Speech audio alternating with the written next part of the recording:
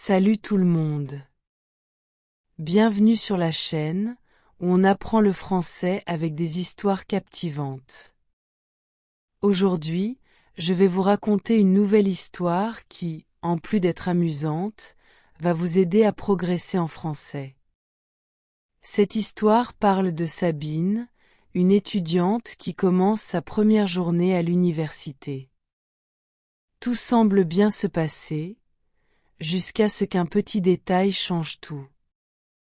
Vous allez voir, ça arrive plus souvent qu'on ne le pense.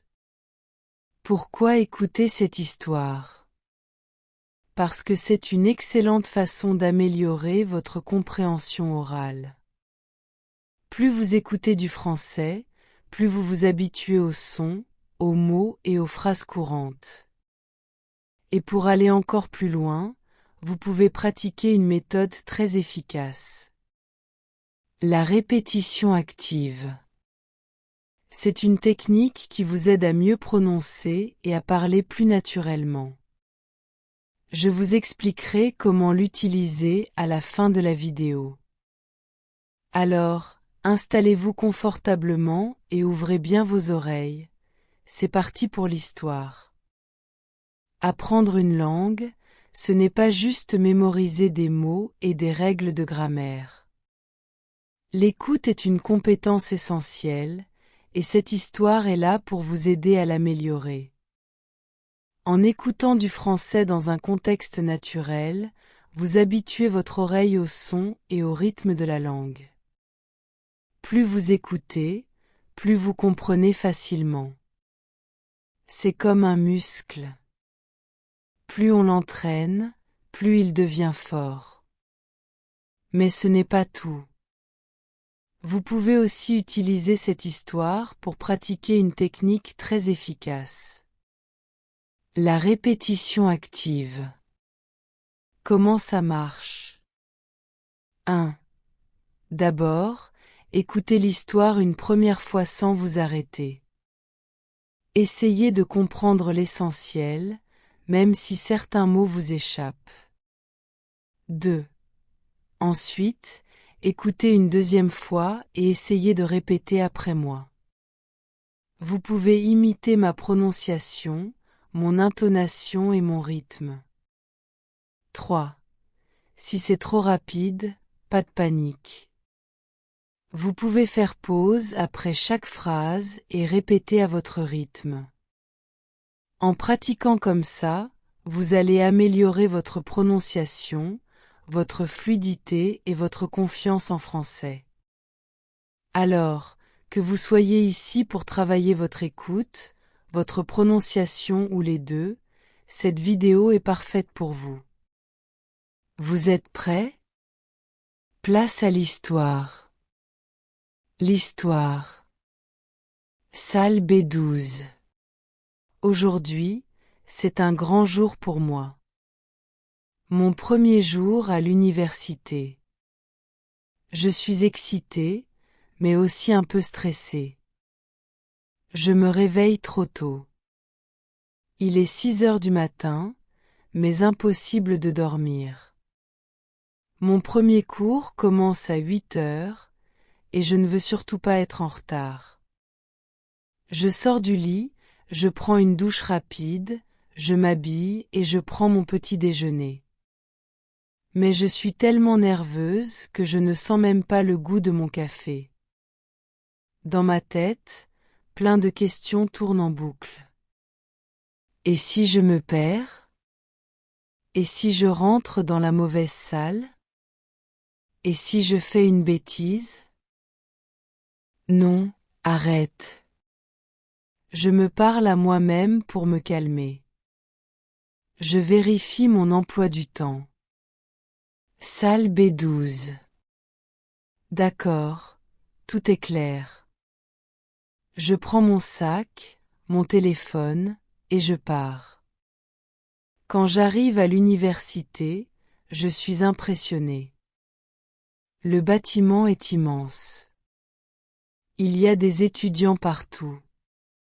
Certains discutent, d'autres courent, d'autres cherchent leur chemin, comme moi. J'entre, mais rapidement, je ne sais plus où aller. Les couloirs sont longs, il y a plein de portes, plein de numéros. Je commence à me sentir un peu perdu. Je décide de demander à l'accueil. Une femme est là, occupée sur son ordinateur. Je prends une grande inspiration et je lui dis. Excusez-moi, où se trouve la salle B12 ? Elle lève la tête, regarde une liste et me répond.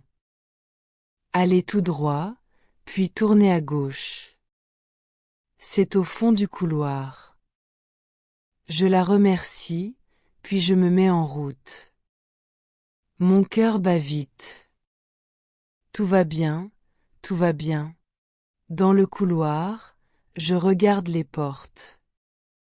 B8, B9, B10, B11. Voilà, c'est ici. Salle B12. Je pousse la porte et entre. Tout le monde est déjà assis, concentré. Devant la classe, un professeur en costume noir écrit au tableau. Il a l'air sérieux. Je trouve une place et je m'assois discrètement. Ouf, j'ai réussi. Mais, quelque chose ne va pas. Le professeur termine d'écrire et se retourne vers nous. Au tableau, je lis. Examen de mi-semestre, 30 minutes. Quoi? Un examen? Le premier jour? Je regarde autour de moi. Tout le monde sort une feuille et commence à écrire. Je sens mes mains devenir froides. Mon cœur bat encore plus vite. Je baisse les yeux sur la feuille posée devant moi. Elle dit « Examen de mathématiques avancées ». Mais, je n'étudie pas les maths. Moi, je fais des études de lettres. Je lève timidement la main. Excusez-moi. Le professeur me regarde avec un sourcil levé. Oui? Je prends une grande inspiration et je dis. Je crois que je ne suis pas dans la bonne salle. Silence. Toute la classe me regarde. Puis, soudain, le professeur éclate de rire. Un grand rire. Toute la classe se met à rire aussi. Moi, je rougis. Mon visage devient tout chaud. Le professeur secoue la tête et me dit en souriant. Ne t'inquiète pas, ça arrive souvent. Je souffle un peu. Auf. Quelle salle cherches-tu? Je vérifie mon emploi du temps. Mes mains tremblent un peu. You. Salle B12. Les étudiants rient encore. Le professeur me montre la porte et dit. Ici, c'est B21, pas B12. Je deviens rouge tomate. Je ramasse mon sac très vite et je bredouille. Désolé, désolé. En sortant, quelques étudiants me font un signe de la main et me lancent. Bonne chance.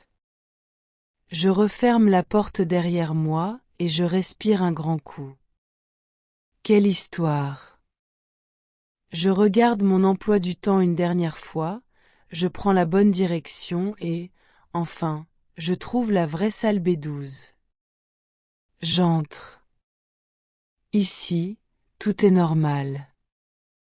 Les étudiants discutent, le professeur sourit, et surtout, pas d'examen surprise. Je m'assois et je souffle. Quelle matinée!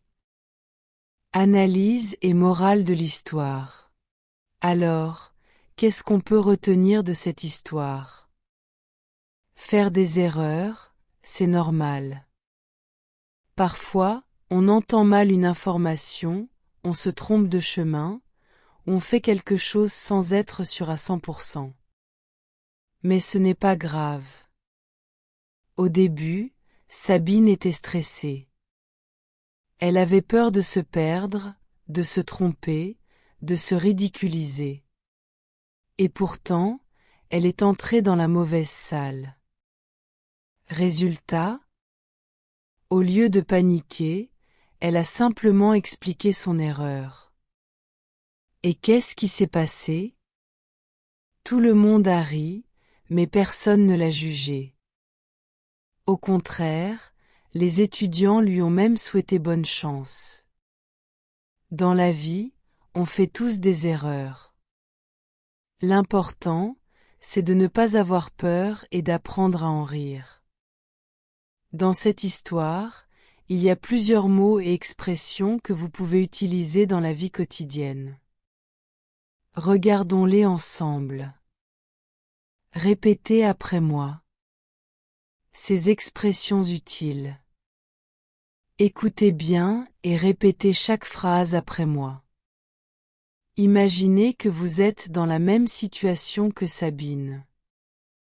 Je me réveille trop tôt. Exemple. Je suis stressée avant un examen, alors je me réveille trop tôt. Répétez. Je me réveille trop tôt. Mon cœur bat vite. Exemple.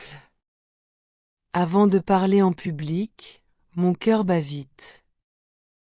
Répétez. Mon cœur bat vite. Je prends une grande inspiration. Exemple. Avant d'entrer dans la salle d'examen, je prends une grande inspiration. Répétez. Je prends une grande inspiration. Il a l'air sérieux. Exemple.